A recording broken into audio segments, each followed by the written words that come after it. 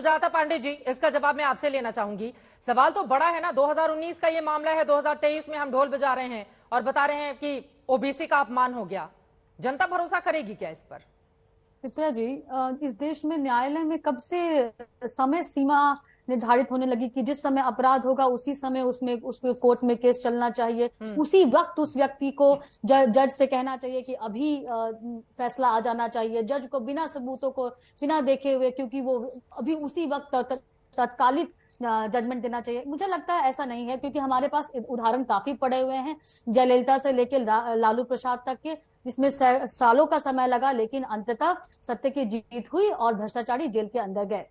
लेकिन चित्रा जी, इसके पीछे जो राजनीति है उसको थोड़ा समझते हैं। ये बात तो सच है कि कांग्रेस इस पूरे निलंबन को और राहुल गांधी के सजा को कर्नाटका चुनाव में भुनाना चाहती थी, सहानुभूति वोट बटोरना चाहती थी, लेकिन अंततः वो फेल हो गया। वो फेल इसलिए हो गया चित्रा जी, क्योंकि मैं कर्नाटका से कल ही लौटी हूँ। वहां जाके देखा कि राहुल गांधी के लिए सहानुभूति की लहर तो छोड़िए, एक व्यक्ति भी खड़ा नहीं है। साथ ही साथ उनके जो निर्वाचन क्षेत्र वायनाड है, वहां पे लोगों की एक सभा भी नहीं दिखाई थी मुझे।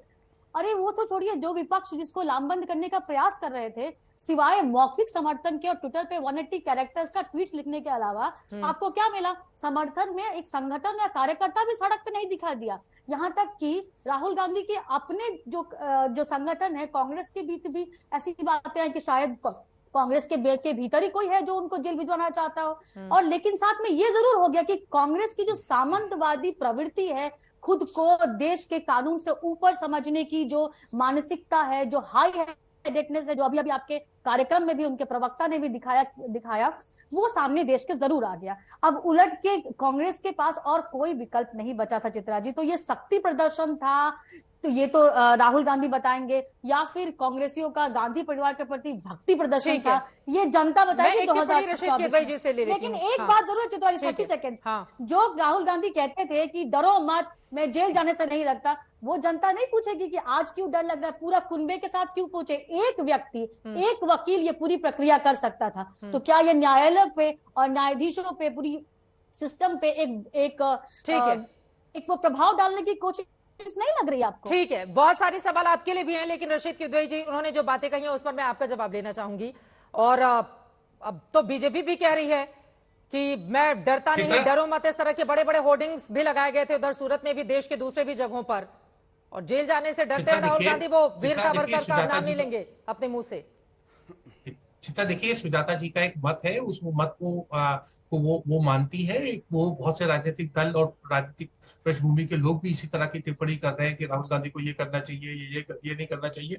मैं तो सिर्फ आपके माध्यम से ये बताने की कोशिश कर रहा हूँ कि ये पहला और आखिरी केस नहीं है। जब अरुण जेटली जी ने उनके खिलाफ, अरविंद केजरीवाल के खिलाफ मानहानि का दावा किया था 2015 में, तो हम सब ने चित्रा देखा था कि कितने भाजपा के सीनियर वरिष्ठ नेता जो थे वो गए थे। वो क्यों गए थे भाई? वो भी एक राजनीति का एक हिस्सा था। इसी तरीके से जो बाबरी डिमोलिशन के बाद में या कल्याण सिंह को सजा हुई, जितने तमाम मामले हैं, जयललिता जी का केस हुआ था, नेशनल हेराल्ड का केस हुआ, बहुत सी चीजें बताई जा सकती है। जब भी ऐसा कोई मामला आता है जो राजनीतिक दल के, जिसमें उसको वो भावनात्मक तौर से उसको जोड़ना चाहता है, इस तरह की चीजें की जाती है। इसमें व्यक्ति विशेष का या राहुल गांधी को हम कटघरे में खड़ा करें तो हमें वो एक ईमानदारी की बात नहीं होगी। और खास तौर से अगर कोई व्यक्ति अपने आप को इंडिपेंडेंट ऑब्जर्वर बताता है तो उसको इस सब चीजों से बचना चाहिए। एक बार रशीद जी की बात हो जाए।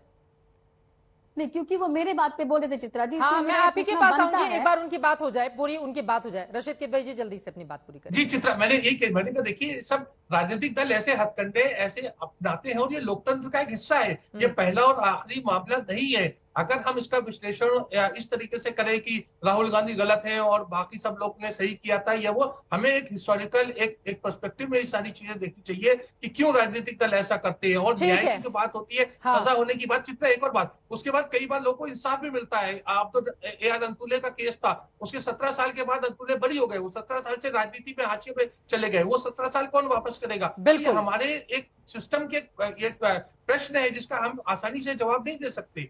सुजाता पांडे जी, और सवाल तो पलटकर यह भी पूछा जाएगा ना, 23 तारीख को 23 तारीख को उनको करार दिया जाता है 2 साल की सजा का, और अगले ही दिन उनकी सदस्यता चली जाती है। तो अदालत के फैसलों में इतनी लेट लतीफी देरी होती है, लेकिन यहां पर तो जिस तरह की जल्दबाजी दिखाई गई, पूछा जाएगा ना कि मंशा आखिर क्या थी सरकार की। सुजाता जी, तो सवाल क्या है चित्रा जी? कभी आप कहते हैं कि इतना देर क्यों हुआ? कभी कहते हैं इतनी तत्कालिक कार्रवाई क्यों हुई। सवाल क्या है, क्योंकि कानून तो यही कहता है कि जिस दिन से आप अपराधी घोषित हुए, कोर्ट ने आपको अपराधी घोषित किया, उसी वक्त से आपकी सदस्यता खत्म होती है। ये कानून है। और भूलिए मत चित्रा जी कि ये ऑर्डिनेंस, इसको तो कांग्रेस पार्टी इसके लिए ऑर्डिनेंस लेके आई थी, लेकिन राहुल गांधी ने नॉनसेंस कहते हुए वो ऑर्डिनेंस प्रधानमंत्री मनमोहन सिंह के, तत्कालीन प्रधानमंत्री मनमोहन सिंह के हाथ से फाड़ के कहा था नॉनसेंस। उस समय तो वो बहुत बड़ी अपनी पीआर एक इमेज बनाने की कोशिश कर, तो बात इमेज की ही। ठीक है, जब आप उस समय समर्थन कर रहे थे तो आज भाग क्यों रहे हैं? हाँ। आज जो उस समय सही था आज गलत कैसे है चित्रा जी? ठीक है।